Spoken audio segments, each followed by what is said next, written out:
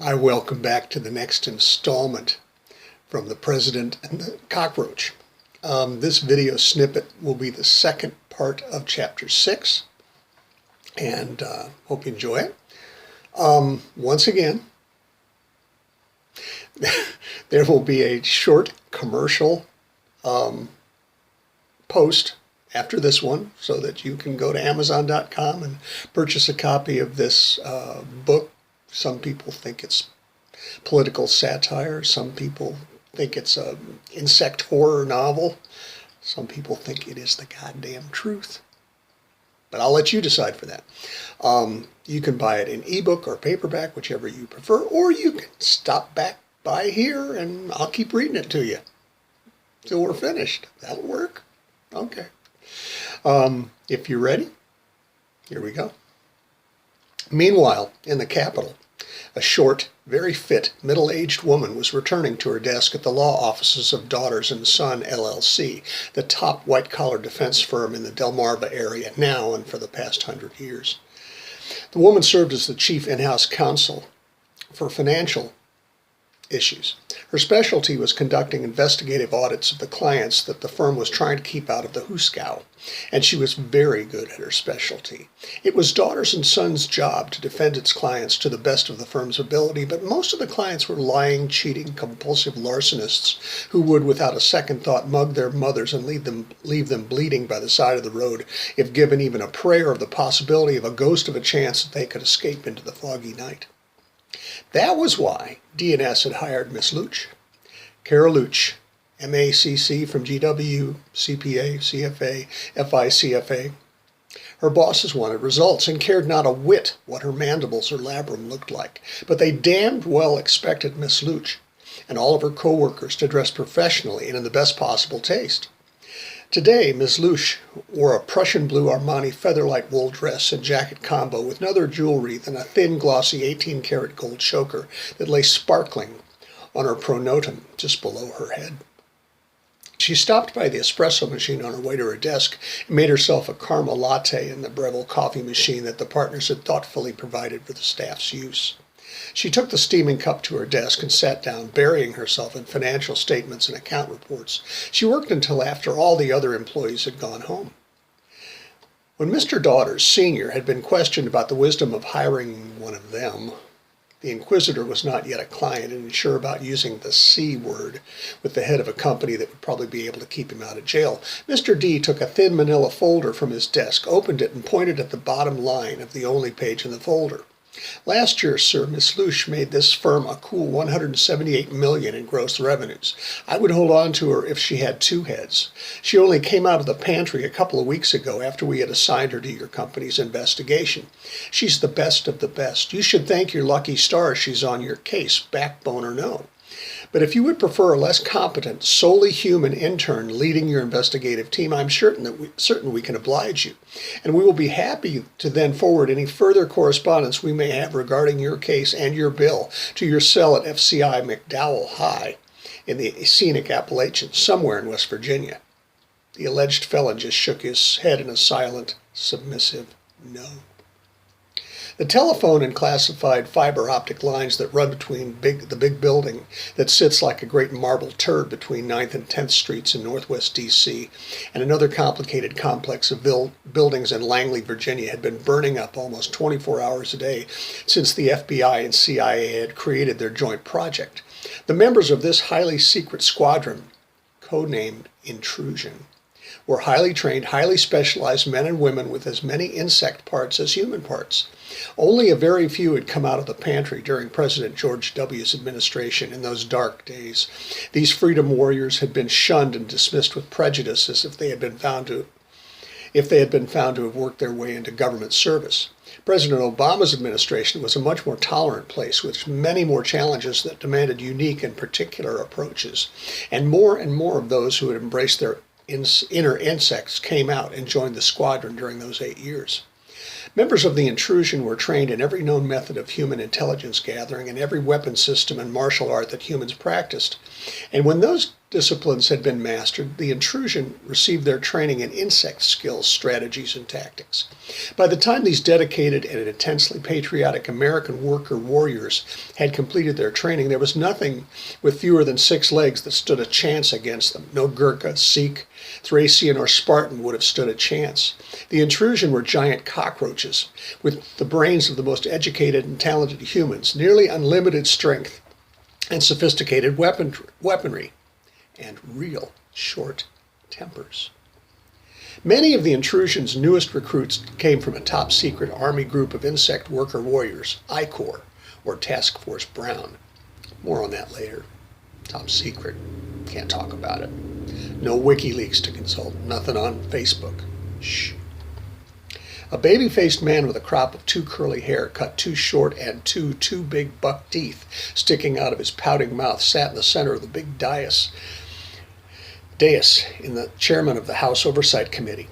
From 2009 until 2017, day in and day out, rain or shine, regardless of any crisis or calm, Jace, the irony that his first name came from the Greek meaning one who heals, was lost on him. Topaka led a thorough investigation into a bungled CIA operation in northern Africa, and when he found nothing, he began the investigation again.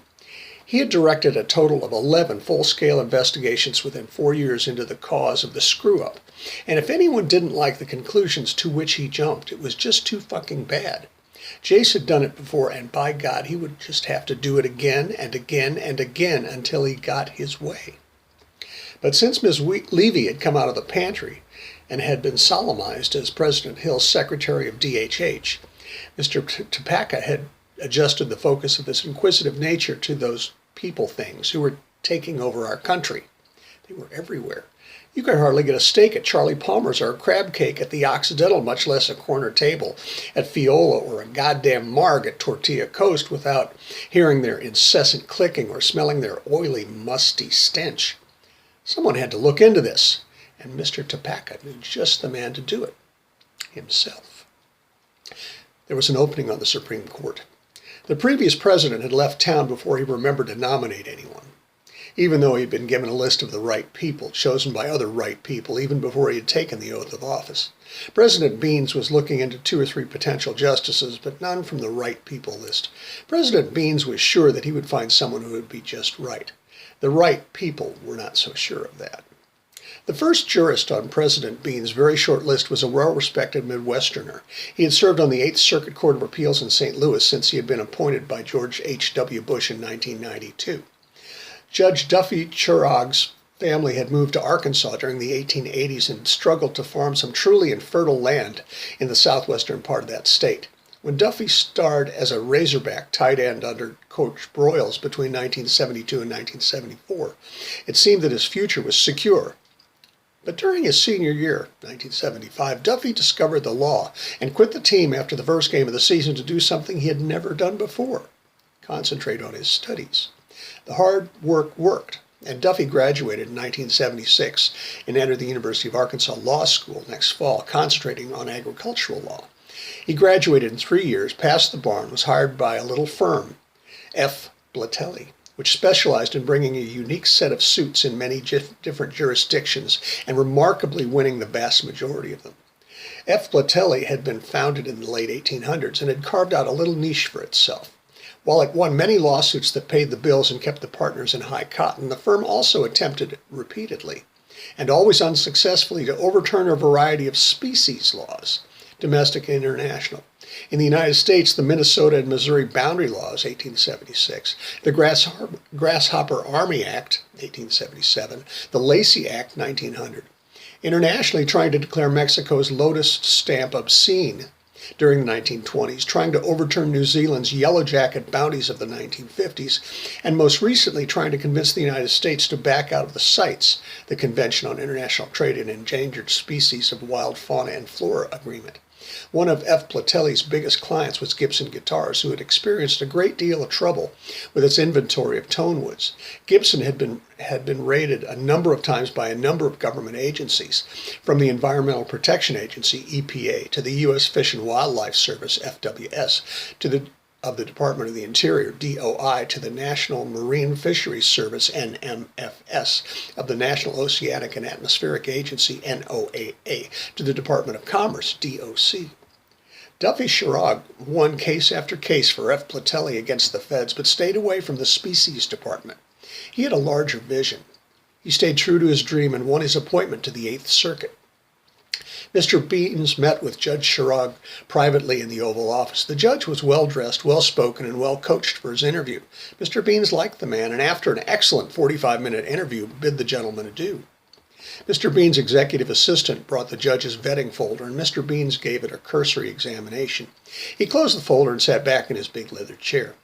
"Sir," the assistant said softly. "Yes," the president replied, a little irked to be jolted from his reverie by this sprat. "Sir, you might want to look more closely at page 53, the minnow whispered, seemingly afraid to raise his voice enough to bother the most important man, or to trigger the microphones hidden carefully in every wall and in every piece of furniture in the room, sitting in the most important leather chair in the most important office in the world. 53, the great leader of the great nation repeated, an unhappy, exasperated edge to his voice. "Yes, sir," the slimy little fingerling burbled. Mr. Beans turned to page 53 and began reading. "The next to last paragraph, sir," the sardine trembled. Mr. Beans read, and then he stopped and reread the second to last paragraph. "Is there solid evidence of this?" the chief of all chiefs asked. "Well," the fry quavered, "not exactly, but according to the report, Judge Chirag clicks a little when he talks. His diet seems to consist almost solely of sweets, meats, and starches. The investigators had gone through his garbage for months. He has many trees and more than one woodpile behind his house, and more than once he has disappeared, almost like he flattened his body to squeeze into a small space between two buildings when he was being followed. He shows all the signs of being a cockroach, sir." The president shook his head, clearly irked by this new information. "Please call the judge back in to see me tonight. I'll take care of this." 3 hours later, Judge Chirag was ushered into the president's office by two large Secret Servicemen. "Please wait outside till I call you, gentlemen," Mr. Bean said. The two men nodded and left without making a sound. "Duffy," said the president, "I've been looking over your vetting folder and I have a concern." "Yes, sir," the judge said, taking a seat in one of the comfortable armchairs arranged in front of the dark oak resolute desk. "What I am going to share with you has not been proven, but there's a good deal of circumstantial evidence which points to your being, well, I'm a cockroach, sir," the judge said. "Does that present a problem?" "Would you be willing to come out of the pantry before I appoint you?" the president asked. "Why, yes, sir, of course," the judge said. Mr. Beans barely noticed the soft clicks where some consonants should have been. "Then I can appear to be a tolerant individual as deeply concerned about caring about the rights of all my fellow Americans?" hazarded Mr. Beans, carefully allowing that idea to float gently in the elliptical office. The judge laughed. "I see. How about tomorrow? Shall I reveal myself at the bench?" "I think that a news conference would suffice, Duffy, and then," requested the chief, "please come by the White House so that I can present you to the world as my nominee." "A good idea, sir. Consider it done," the justice clicked. President Beans stood and moved from behind his desk to approach the judge. The two men shook hands and then embraced, the president less enthusiastically than his Supreme Court nominee. Mr. Beans broke the hug, and the big cockroach man smiled before turning to leave. When the door to the Oval Office had closed behind the judge, Mr. Beans returned to the resolute desk, sat down and reached into the lowest right-hand drawer. He pulled out the bottle of 25-year-old Yamazaki single malt, a greatly appreciated and undeclared gift from Prime Minister Gokiburi of Japan, and one of the tailed Matterhorn crystal glasses. He poured a healthy amount of the golden liquid into the heavy glass, almost enough to cover the Matterhorn's peak in the bottom of the glass. The president took the glass in his hand and spun the big chair around so that he looked out the windows into the Washington evening. He took a long, slow sip, savoring the single malt scotch, and smiled at his supremely sensible decision.